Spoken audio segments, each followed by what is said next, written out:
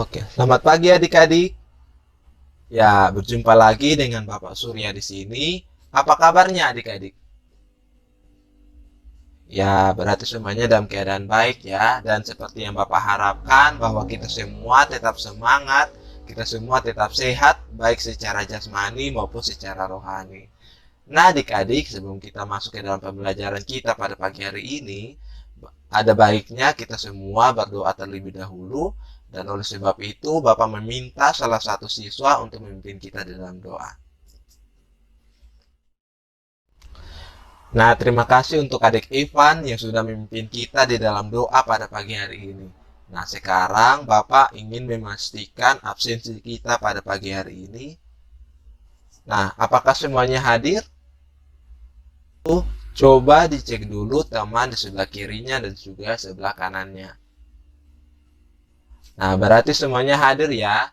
Ya, juga Bapak perhatikan kelasnya juga sudah rapi, kelasnya juga sudah bersih, yang menandakan bahwa adik-adik sudah siap untuk menerima ilmu pada hari ini. Yeay, tepuk tangan untuk kita semua. Nah, adik-adik, jadi kita sudah masuk ke pertemuan yang ke-7. Nah, di sini sebelumnya Bapak ingin bertanya, apakah adik-adik masih ingat mengenai materi kita pada pertemuan yang sebelumnya? Ya, betul. Jadi, pada pertemuan sebelumnya, pada pertemuan ke-6, kita belajar mengenai tahapan-tahapan untuk membuat pondasi batu kali yang baik dan benar. Nah, kalau begitu, adik-adik bisa jelaskan tidak apa saja alat dan bahan yang diperlukan untuk membuat suatu pondasi batu kali yang baik dan benar? Nah, betul sekali. Jadi, adik-adik sebutkan tadi itu alat dan bahan yang diperlukan seperti misalnya alat itu gerobak, ada juga cetok, ada juga saringan, ada juga sekop dan lain sebagainya. Nah, dan untuk bahannya itu dapat berupa semen, pasir, air, dan tentunya batu kali itu sendiri. Oke adik-adik, jadi itu sekilas mengenai pembelajaran kita atau materi kita pada pertemuan sebelumnya. Nah adik-adik, jadi pada pertemuan sebelumnya seperti kita sebutkan tadi bahwa kita belajar mengenai tahapan-tahapan untuk membuat pondasi batu kali yang baik dan benar. Nah kali ini kita akan belajar mengenai suatu elemen yang terdapat di atas pondasi batu kali itu sendiri, yaitu kita akan belajar untuk pemasangan tulangan besi beton pada pondasi batu kali. Nah, bahasa kerennya itu adalah slope. Nah, dari materi ini kita akan belajar beberapa poin, yaitu kita akan belajar mengenai pengertian slope, kita akan belajar mengenai fungsi-fungsi slope, kita akan belajar mengenai jenis-jenis slope, dan juga belajar mengenai tahapan pembuatan slope. Nah, dari beberapa poin ini diharapkan adik-adik dapat belajar, dapat mengerti, dan juga mengetahui apa saja tahapan-tahapan atau prosedur untuk pemasangan tulangan besi beton pada pondasi batu kali. Oke, kita masuk pada pembahasan yang pertama. Nah, adik-adik coba perhatikan gambar di depan ini. Nah, gambar ini merupakan suatu contoh gambar untuk tulangan besi beton bagian bawah bangunan atau yang disebut sebagai slope yang akan kita pelajari hari ini. Nah, tulangan besi beton ini bukan hanya ada di bagian bawah bangunan atau disebut dengan slope, tetapi juga ada di beberapa bagian bangunan seperti misalnya di bagian kolom dan juga di bagian ring balok. Nah, di situ terdapat tulangan besi beton seperti itu. Nah, jadi di sini kita membahas mengenai pengertian slope. Nah, jadi slope ini dapat diartikan sebagai suatu struktur bangunan pada bagian bawah konstruksi yang berupa suatu beton bertulang yang terdapat di atas pondasi dan diletakkan secara horizontal searah dengan jalur pondasi tersebut. Nah, kita masuk ke dalam pembahasan selanjutnya mengenai fungsi-fungsi dari slope. Nah, adik-adik, jadi slope ini memiliki beberapa fungsi sebagai berikut. Yang pertama yaitu slope ini menerima semua beban yang terdapat di atasnya. Jadi, uh, jadi ini artinya bahwa semua beban yang terdapat di atas slope itu akan dipikul dan diteruskan ke pondasi, dan beban yang umum dipikul pada bagian atas slope ini itu dapat berupa bisa batako dan juga kusen-kusen seperti itu. Oke adik-adik, poin yang kedua di sini yaitu meratakan beban sebelum diteruskan ke pondasi dengan lajur batu kali. Nah, ini artinya bahwa dalam suatu bangunan itu terdapat beberapa sisi bangunan dengan beban yang berbeda-beda. Nah, di sini slope berperan sangat penting untuk menyamaratakan beban itu tersebut. Nah, adik-adik, poin yang ketiga di sini yaitu mengikat kolom agar menjadi lebih kokoh dan juga stabil. Nah, adik-adik sudah perhatikan gambar yang sebelumnya Bapak tampilkan tadi. Nah, di mana gambar tersebut menunjukkan rangkaian yang berhubungan dengan tulangan kolom, sehingga secara otomatis ketika dicor akan mengikat kolom menjadi lebih kokoh dan stabil. Nah, yang keempat di sini yaitu menahan gaya reaksi tanah pada lapisan bawah lantai, dan yang terakhir yaitu bisa difungsikan sebagai ornamen untuk memperindah arsitektur bangunan. Nah, poin yang kelima ini itu lebih ke tampilan eksterior pada arsitektur bangunan tersebut. Nah, kita lanjut ke pembahasan selanjutnya mengenai jenis-jenis loft. Nah, adik-adik, di sini kita belajar mengenai beberapa jenis loft. Nah, pertama-tama di sini terdapat jenis loft dengan bahan besi beton bertulang atau sering sekali digunakan pada suatu perencanaan atau suatu pembangunan suatu gedung. Nah, slope jenis ini dapat dimanfaatkan sebagai balok pengikat pada pondasi tiang. Nah, yang kedua di sini yaitu slope dengan bahan jenis kayu. Nah, memang slope ini jarang sekali kita lihat pada pembuatan konstruksi bangunan pada umumnya, karena memang slope jenis ini hanya diperuntukkan untuk jenis-jenis bangunan tertentu seperti misalnya rumah panggung. Nah, rumah panggung ini pada konstruksi rumah panggung itu terdapat tiang kayu yang slope ini dapat dibentuk sebagai balok pengapit. Yang ketiga di sini yaitu slope dengan bahan bata atau kita dapat sebutnya dengan konstruksi rolak.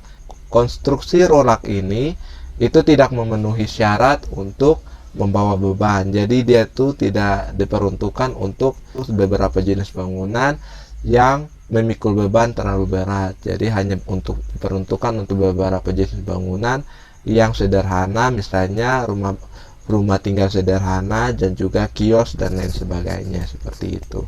Nah, kita masuk kepada pembahasan selanjutnya mengenai tahapan-tahapan untuk membuat pasangan tulangan besi beton ini, yaitu pembuatan anyaman slope. Yang kedua yaitu pembuatan bekisting slope. Yang ketiga yaitu pembuatan adukan cor. Yang keempat yaitu pengecoran pada cetakan bekisting, dan yang terakhir yaitu pembukaran bekisting dan juga perawatan slope. Nah, adik-adik, biar lebih jelas, Bapak akan menampilkan video singkat mengenai tahapan-tahapan dalam pembuatan slope ini sesuai dengan tahapan-tahapan yang sudah kita sebutkan tadi. Jadi coba adik-adik simak baik-baik. Oke, ini dia videonya.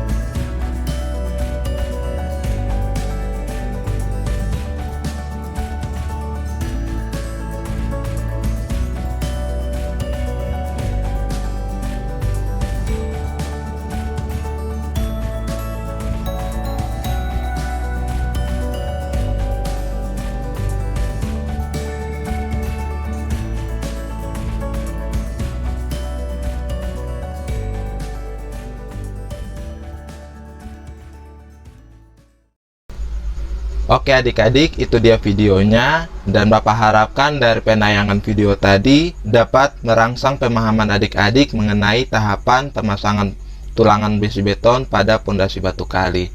Nah adik-adik, mungkin ada yang ingin ditanyakan, waktu dan kesempatan Bapak berikan. Saya ingin bertanya, Pak. Oke adik Erna, apa yang ingin ditanyakan? Pak, mengapa jenis slof beton bertulang lebih umum digunakan dibanding slof jenis kayu dan bata, Pak? Oke baik, terima kasih adik Erna untuk pertanyaan yang bagus sekali.